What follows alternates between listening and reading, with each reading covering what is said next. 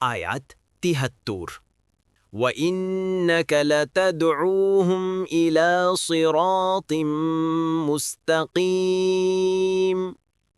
অনুবাদ, আর আপনি তো তাদেরকে সরল পথের দিকেই আহ্বান করছেন। আয়াত ৭৪ وَإِنَّ الَّذِينَ لَا يُؤْمِنُونَ بِالْآخِرَةِ عَنِ الصِّرَاطِ لَنَاكِبُونَ। অনুবাদ, আর নিশ্চয়ই যারা আখেরাতে ঈমান রাখে না তারা সরল পথ থেকে বিচ্যুত। আয়াত ৭৫ وَلَوْ رَحِمْنَاهُمْ وَكَشَفْنَا مَا بِهِمْ مِنْ ضُرٍّ لَلَجُّوا فِي طُغْيَانِهِمْ يَعْمَهُونَ।